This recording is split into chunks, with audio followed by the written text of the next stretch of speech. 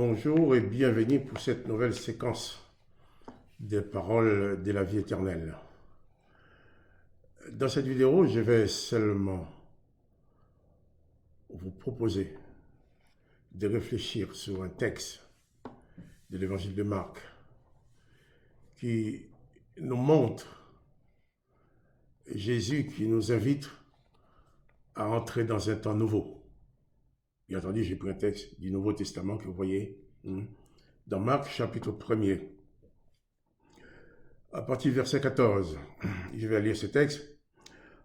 Après que Jean eut été livré, Jésus alla dans la Galilée, prêchant l'évangile de Dieu. Il disait, le temps est accompli, le royaume de Dieu est proche, repentez-vous et croyez à la bonne nouvelle.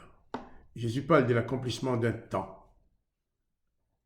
Un temps qui est accompli et qui va laisser place à un autre temps.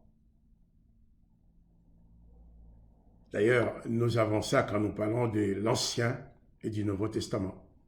C'est deux temps complètement différents. Et je continue dans l'évangile de Marc, chapitre 1er, au verset 21 cette fois-ci. Jésus se rendit à Capernaum. Et le jour du Shabbat, Jésus entra d'abord dans la synagogue et il enseigna. Il était frappé de sa doctrine, car il enseignait comme ayant autorité et non pas comme les scribes. Il se trouva dans leur synagogue un homme qui avait un esprit impur et qui s'écria, « Qu'y a-t-il entre nous et toi, Jésus de Nazareth? Tu es venu pour nous perdre. Qu'y a-t-il entre nous et toi, Jésus de Nazareth? Tu es venu pour nous perdre. Je sais que tu es le Saint de Dieu. » Et Jésus menaça le démon, disant, « Tais-toi et sors de cet homme. » Et l'esprit impur sortit de cet homme en l'agitant avec violence et en poussant un grand cri. Tous furent saisis de stupéfaction, de sorte qu'ils se demandaient les uns aux autres, « Qu'est-ce que ceci? Une nouvelle doctrine?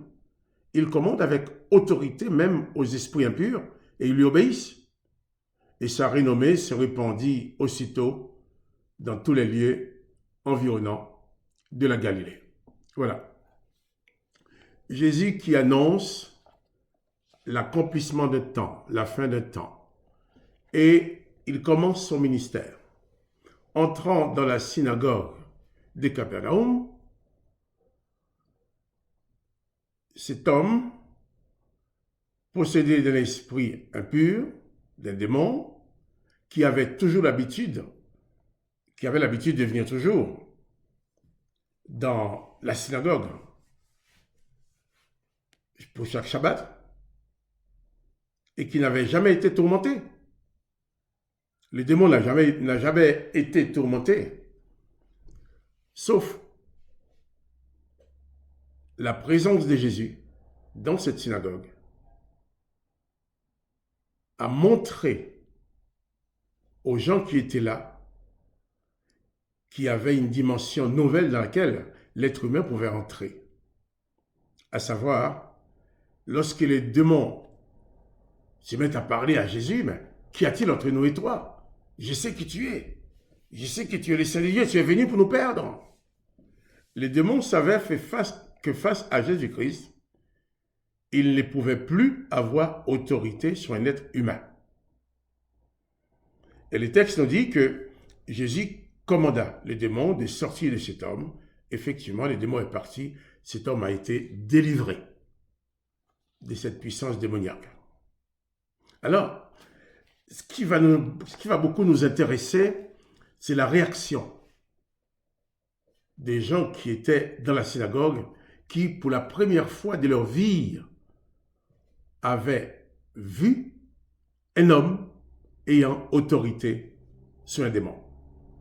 Au verset 27, il dit, « Tous furent saisis de stupéfaction, de sorte qu'ils se disaient les uns aux autres, « Qu'est-ce que ceci? Une nouvelle doctrine? » Il commande avec autorité même aux esprits impurs et ils lui obéissent.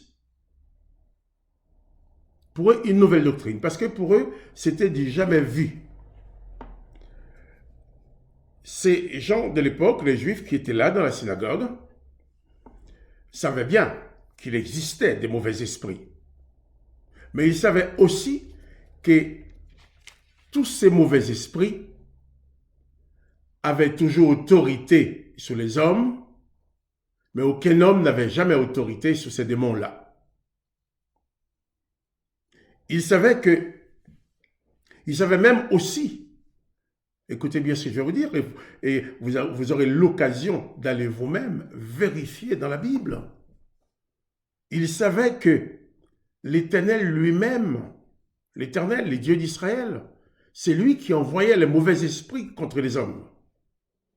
Par exemple, dans les livres de Samuel, il est même question d'un mauvais esprit venant de l'Éternel qui a été tourmenté Saül. Hein?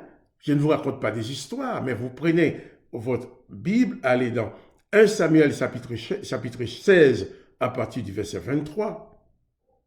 Vous avez aussi 1 Samuel 18 à partir du verset 10. Vous avez 1 Samuel 19 à partir du verset 9. Vous avez pouvoir lire que c'est l'Éternel qui envoie les mauvais esprits sur les humains. Et il les donne pouvoir et autorité sur eux.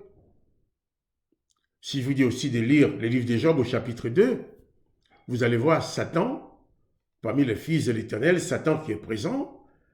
Et avec Satan, l'Éternel va entreprendre un dialogue amical, sans aucune agressivité.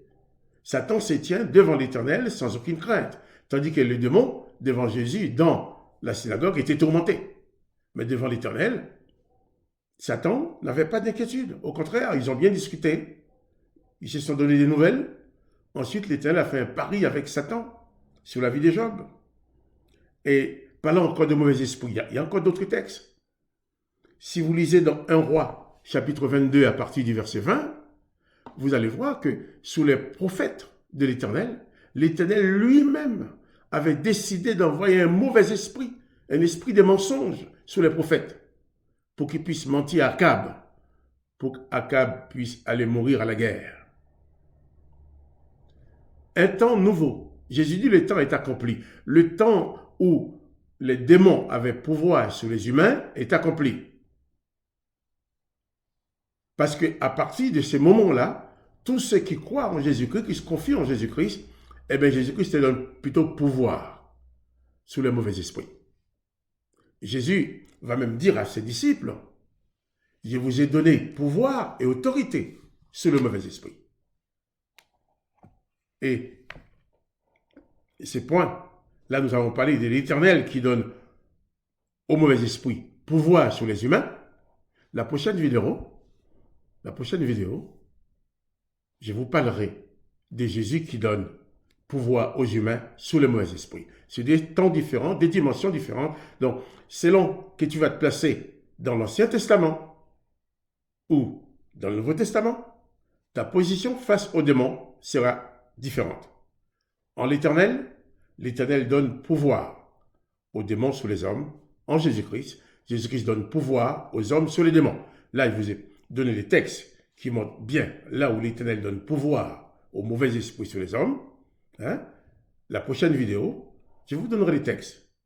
Là où Jésus donne aux humains pouvoir sur les mauvais esprits. Alors, il ne faut pas te contenter d'entendre ce qu'on te dit, mais va prendre ta Bible. Prends ta Bible. Lis les textes et comprends que à chaque fois que tu te places dans l'Ancien Testament, les mauvais esprits auront toujours pouvoir sur toi. Mais quand tu te places dans le Nouveau Testament, si tu es en Jésus-Christ, c'est toi qui auras le pouvoir sur les mauvais esprits. Sois donc béni et à la prochaine.